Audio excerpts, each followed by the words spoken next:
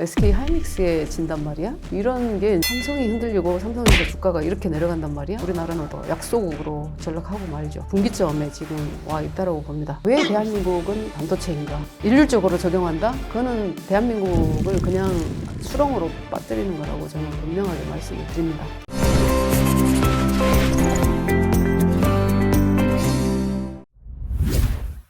오늘은 삼성전자 상무를 지내신 양양자 전 국회의원님 모셨습니다. 삼성전자 주가가 한때 4만 원대로 떨어져서 충격을 줬습니다. 자사주 매각 계획을 발표하고 5만 원대 겨우 회복했는데요. 국민주 삼성전자의 위기를 어떻게 극복해야 될지 양 의원님 말씀 여쭤보겠습니다. 양 의원님께서는 반도체 산업은 먹고 사는 문제를 넘어서 생존의 문제라고 강조하셨는데요. 현재 삼성전자가 직면한 위기의 본질은 무엇이며 이를 해결하기 위한 혁신 전략은 무엇이라고 생각하십니까? 삼성전자는 지금 위기다 모두 다 걱정도 하시고 또 질책도 하시고 그러고 계시는데 사실 이 위기의 본질은 글로벌 반도체 산업의 경쟁 심화예요. 산업의 패러다임이 급변하는 상황에서 누가 강자의 위치를 지킬 것이냐 그 전쟁이기 때문에 사실은 본질이 그 전쟁에 있고 특히 이제 삼성 같은 경우는 고대 역폭 메모리 HBM 이 기술 주도권을 놓치면서 이제 AI 산업의 대응이 늦어졌다. 그래서 경쟁력 저하로 이어졌다라는 것이 이제 위기를 심화시키게 됐고요. 더군다나 이 HBM 이 이제 경쟁자인 SK 하이닉스에 뒤졌다. 이런 게 이제 삼성은 언제나 1등이다라는 인식 속에 있었는데, SK 하이닉스에 진단 말이야? 이런 게 이제 위기를 더 가속화시킨 상황이 됐는데. 삼성전자가 삼성 반도체 통신 주식회사로 시작을 했어요. 1983년 2월 8일 날 이병철 회장께서 변경 선언을 하시죠. 네. 이제 그때 메모리 반도체를 시작하시겠다라고 선언을 하시고 그 후로 딱 10년 만인 1993년도에 메모리 반도체 D램에서 1등을 하게 됩니다. 정확히는 92년도에 D램, 그 다음에 93년도에 낸드 플래시까지 1등을 하게 되는데 그 이후로 올해 2024년 31년 동안 1등의 자리를 놓치고 있지 않기 때문에 삼성은 언제나 1등 기업 이런 인식이 전 세계적으로도 하게 뿌리내리고 있는데 삼성이 흔들리고 삼성전자 주가가 이렇게 내려간단 말이야? 이 충격에서 국민들이 굉장히 지금 못 헤어나오고 계시는데 삼성전자 주식은 국민주의이기 때문에 더 그런 것 같습니다. 그래서 근데 이런 모든 것들의 해결책은 기술력 확보입니다. 전 세계적으로 1등이면 그 어떤 기업도 그 어떤 나라도 삼성을 또 대한민국을 함부로 할 수 없기 때문에 기술력 회복이 가장 중요한 일이고 그것이 해결 방안이다 이렇게 말씀드릴 수 있겠습니다. 미국의 치포 동맹이 있긴 하지만 네. 믿을 수 있는지 트럼프 당선 이후에 의구심도 제기되고 있고 한편으로는 옆 나라 중국이 기술 육성하면서 바짝 추격하고 있습니다. 최근에 한중 반도체 격차 1년뿐 이젠 TSMC 경쟁자는 삼성 아닌 SMIC라는 네. 제목의 보도까지 나왔거든요. 네.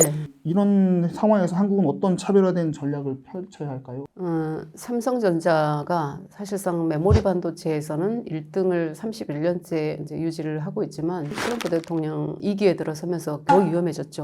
미국 자국 우선주의로 인해서 그동안 칩스 액트에서 약속했던 보조금이라든지 이런 부분들을 전부 다 폐기시킬 가능성이 매우 높기 때문에 대만의 TSMC가 주도력을 갖게 된 것은 첫 번째가 산업의 패러다임의 변화가 메모리 반도체 수요보다 시스템 반도체 수요를 훨씬 더 끌어내기 때문에 그렇다고 봅니다. 그런데 이제 TSMC의 성장으로 미국이 가장 의존하게 돼 있거든요. 엔비디아라든지 뭐 애플도 AMD도 대부분 이제 그런 회사들이 TSMC에 의존하게 돼 있는데 아시다시피 TSMC 대만 같은 경우는 중국에 아직까지 완전 독립을 못하고 있지 않습니까? 그런 상황에서 트럼프 대통령이 보기에도 이게 TSMC에 너무 의존했다가는 어려운 상황이 지속될 수 있겠다 했는데 중국 또한 이 트럼프 2기가 들어서면서 긴장을 하게 되는 거죠. 점검을 해보면 트럼프 2기 때 대만 TSMC의 중요성은 더 커진단 말입니다. 그럼 중국을 제재하기 위해서는 TSMC를 가지고 제재를 할 수도 있거든요. 그것을 대비해서 중국은 SMIC라고 하는 회사 또 다른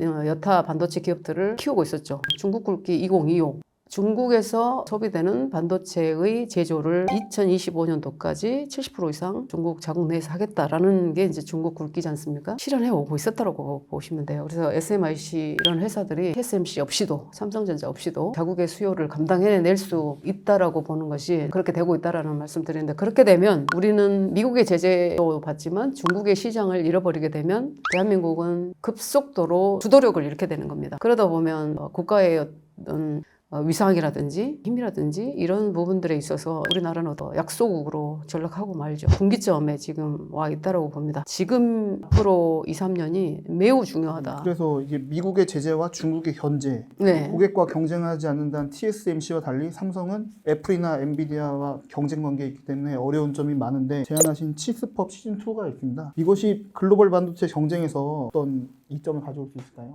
삼성전자는 엔비디아나 뭐 애플이나 경쟁 관계에 있다, 이 말씀을 조금 설명을 해드리면, 엔비디아는 팹리스 회사입니다. 네. 시스템 반도체를 설계하는 회사예요. 그리고 TSMC는 시스템 반도체를 제조하는 제조 회사입니다. 그에 반해서 삼성전자는 메모리 반도체에서 설계도 하고 제조도 하고 IDM이라고 하는 종합 반도체 회사인데, 이제 미국의 엔비디아가 TSMC에 주문을 할 수밖에 없는 것이 이런 인식이 있죠. 삼성전자도 파운더리를 하고 있기는 하나, 삼성전자 파운더리에 주문 요청을 하게 되면 이 기술이 삼성전자의 어떤 시스템 반도체 팹리스로 흘러 들어가는 것 아니냐, 가는 것 아니냐, 이런 걱정을 하는 거죠. TSMC는 고객과 경쟁하지 않고 TSMC 내에서 설계하는 회사가 없기 때문에 고객에게 우려점을 가질 필요가 없는 거죠. 상황에서 보면 삼성은 구조적으로 위험해 보이는 그런 구조로 돼 있기 때문에 우리 그 반도체 특별법, K칩스법, 대한민국의 반도체 기업들의 애환이 있어요. 만약에 파운드리를 삼성전자만 전 세계적으로 볼 때 대한민국 안에서는 파운드리를 삼성전자만 하는데 어떤 회사가 그걸 할 수 있겠어요? 분사를 한다고 해도. 이제 이런 상황에서 보면 지금 당장은 파운드리를 분사할 수도 없고, 지금 당장은 시스템 반도체 설계를 안 할 수도 없고, 왜냐하면 CIS라든지 AP라든지 이런 제품들은 삼성이 스마트폰도 제조를 하고 있기 때문에 그런 쪽에 필요한 칩들은 개발을 하고 있단 말씀입니다. 이 상황에서 그래도 반도체 산업이 전 세계 무대에서 경쟁력을 유지하기 위해서는 반도체 특별법 K칩스법에서 요구하는 것은 경쟁국의 경쟁 기업들과 동등한 어떤 수준의 지원을 해달라, 기술 개발할 수 있는 여건을 좀 만들어 달라, 이런 법이거든요. 그러니까 미국의 관세 장벽과 또 자국 내 보조금 등에 대비해서 우리도 반도체 개발을 하고 세계 시장을 우리가 잃어버리지 않게 해달라는 게 골자로 돼 있고요. 거기에 들어 있는 것들이 52시간 근무제의 연화, 이런 부분들도 넣게 된 거죠. 최근에 언론에 기고도 하셨는데 주 52시간 근로제의 유연화 필요성에 대해서 자세히 쓰셨는데요. 구체적으로 설명 좀 부탁드립니다. 반도체 기술 경쟁에서는 속도가 생명이거든요. 새로운 기술을 새로운 시장에 내놓느냐, 그것이 주도력의 가장 첫 번째 요인인데, 주 52시간 근로제는 반도체하고는 전혀 맞지 않습니다. 제가 총 30년 2개월 동안 반도체에서 이제 설계 업무를 했었는데, 반도체 기술자로 근무를 한 경험을 말씀을 드리면 365일 매일매일 8시간씩 일한다고 해서 되는 일이 아닙니다. 시장 변화에 맞춰서 딜리버리를 해야 되는 상황이기 때문에 그런 업의 본질을 봤을 때는 52시간 천편일률적 제도 하에서는 불가능하다, 이런 말씀 분명히 드리고, 제가 이런 부분들이 문제가 있다라고 지속적으로 말을 하고 있는 것은, 보통 1년 중에 한 2, 3개월은 밤을 새서 일해야 될 수도 있습니다. 근데 그게 이제 2, 3개월 내내 세라가 아니라 하루 끝내야 되는, 설계 완료를 해야 되는 날짜가 오늘까지다, 여러 가지 변수가 생기거든요. 이걸 못하게 되는 변수가 생기는데 시간을 좀 더 들여서 해야 될 수도 있어요. 그럼 밤을 새서 하고 그 다음날 쉬어도 되게, 이런 부분들을 52시간으로 딱 끊어놓으면은 이게 불가능하다 이거죠. 그래서 자유롭게 처음에 어떤 연봉 계약을 할 때라든지 직원과 협의에 의해서 다 넣어서 할 수 있게끔 이렇게 만들자라는 건데, 전에 민주노총에서 또 발표를 하셨더라고요. 52시간 절대로 안 된다, 후퇴 안 된다, 이렇게 돼 있는데, 저는 민주노총 간부들께도 여쭙고 싶습니다. 이제 노동의 패러다임이 완전히 바뀌었습니다. 이 바뀐 상황에서 52시간 근무를 지켜야 되는 부분 분명히 있죠.